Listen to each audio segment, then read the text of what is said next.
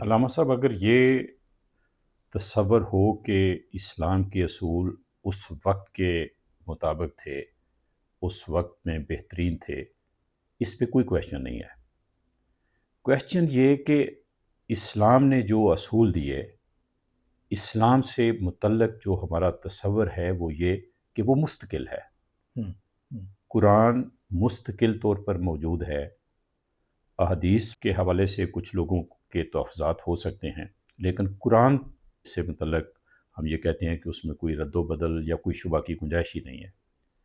تو اس کے اندر جو اخلاقی اقدار ہیں، جیسے غلامی ہے، لونڈی ہے، مال غنیمت ہے، جبر کے ذریعے کسی کو فتح کر لینا ہے، تو ایک جبر کا عنصر ہے۔ اس وقت کے کلچر کے تناظر میں، اس وقت دنیا کے اصولوں کے مطابق دیکھیں تو وہ ریلیونٹ ہے۔ آج ان چیزوں کو کس طرح سے دیکھا جائے گا؟ یعنی قرآن نے غلامی ختم کرنے کی تو کوئی رہنمائی اگر کی ہے تو آپ فرمائیے کہ اسلام نے کوئی یہ آیت ہے جس میں کہا گیا ہے کہ غلامی ختم کرو، تو یہ تو مستقل اسلام کی تعلیم ہے، مستقل ہے۔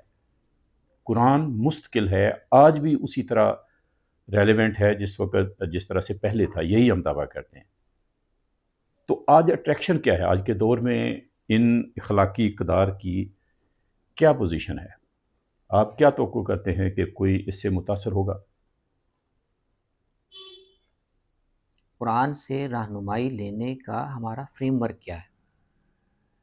یعنی اگر ہم قرآن کو سے رہنمائی اس مفہوم میں لے رہے ہیں کہ کوئی ایک حکم جو سماج سے متعلق تھا، وہ جس شکل میں اور جن پیرامیٹرز میں لفظوں میں لکھا ہوا ہے، بس وہ آخری چیز ہے، یہ ہم نے نہیں لینا۔ نہیں، اگر ہم اس فریم ورک میں لے رہے ہیں پھر تو کویسچن پیدا ہوگا۔ اس لیے کہ اسلام ایک خاص وہ سماج سے اٹھ کر اور خاص سماج سے بالکل الگ تھلگ ہو کے وہ کوئی ایبسٹریکٹ کسی دنیا میں اخلاقی اصول نہیں بتا رہا، وہ ایک خاص سماج کی اصلاح کر کے اور اس کے اندر ان اصولوں کو روب عمل کر کے وہ ایک اس کا نمونہ بھی پیش کر رہا ہے۔ مثال کے طور پر آپ دیکھیں، چھوٹی مثالوں سے ہمیں ایک بڑا اصول سمجھ میں آئے۔ قرآن مجید نے سورۃ النور میں یہ کہا کہ لوگوں کے پاس باندیاں ہوتی تھیں اور ان میں سے بہت سے لوگ وہ ان باندیوں سے بدکاری کرواتے تھے۔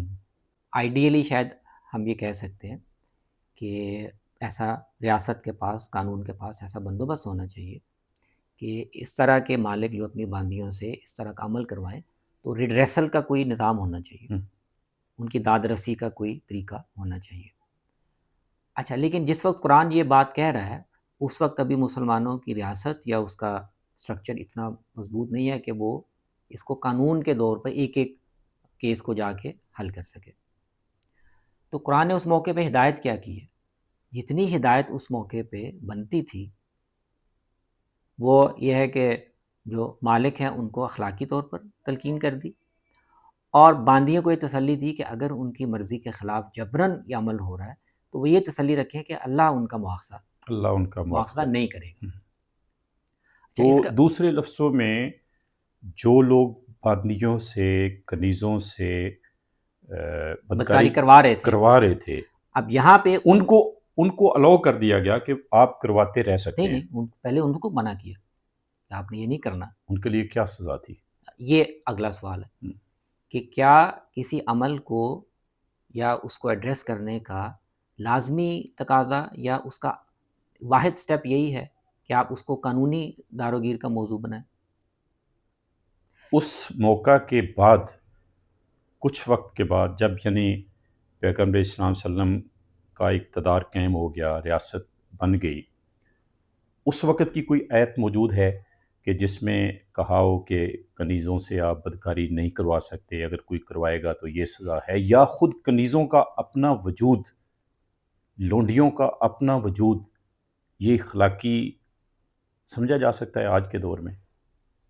نہیں، وہ پھر اصل میں اس وقت کی بات کرتے ہوئے پھر جب ہم آج کا دور لے آتے ہیں نا تو پہلے ہم اس کو دیکھیں وہاں اسلام نے کیا کیا، تو اس سے ہمیں ایک تو یہ ہدایت ملی، لیکن آپ اس کے پیچھے اسپرٹ دیکھیں، آپ اس کے پیچھے جو اخلاقی اصول کام کر رہا ہے وہ کیا ہے۔ علامہ صاحب، سوال یہ ہے کہ تو ہمارے لیے اسلام میں عرض ہی کر رہا ہوں کہ اسلام نے جس معاملے میں بھی، جس سماجی برائی کی اصلاح کے لیے بھی ایک قدم بیان کیا، ایک اصول یا ایک اقدام بیان کیا، اس کے پیچھے ایک اخلاقی اصول کام کر رہا ہے.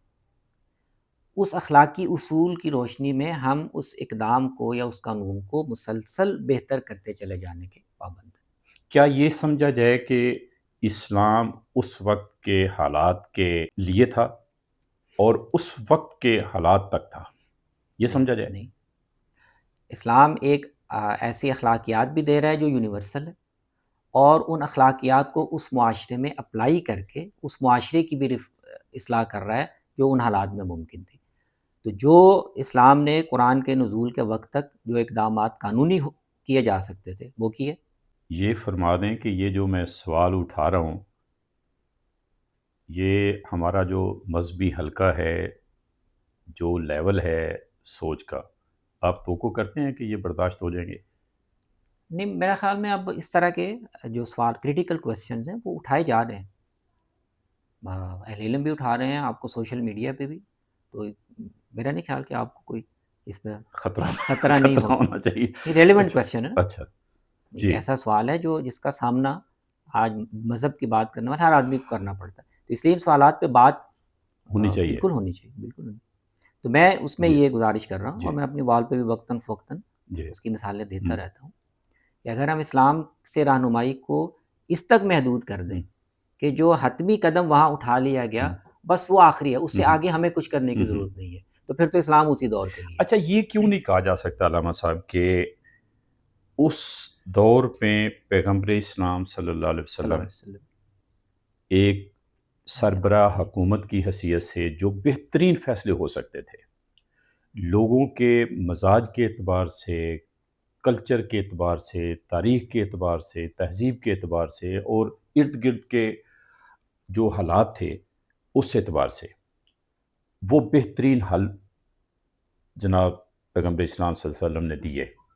اور آج ہمارے لیے یہ ہے کہ آج ہم اپنے حالات کے مطابق سوچ سمجھ کر اس سے قطع نظر کہ اسلام میں کیا ہے یا پیغمبر اسلام صلی اللہ علیہ وسلم نے کیا فیصلہ کیا تھا، چونکہ آج حالات مختلف ہیں، تو ہم اپنے حالات کو انڈیپینڈنٹلی غور فکر کر کے اس کے مطابق فیصلے کریں. کیا یہ کہا جا سکتا ہے؟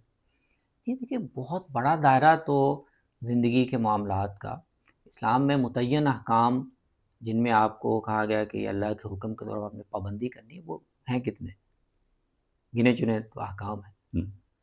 آپ نے پورا معاشرہ بنانا ہے، پوری تہذیب بنانی ہے پوری دنیا پہ، تو ساری ہماری جو فقہ ہے اور جو سارے قوانین وہ تو بعد میں اجتہاداً ہی بنائے گئے ہیں. تو ان دونوں میں کوئی تضاد نہیں ہے. بہت شکریہ.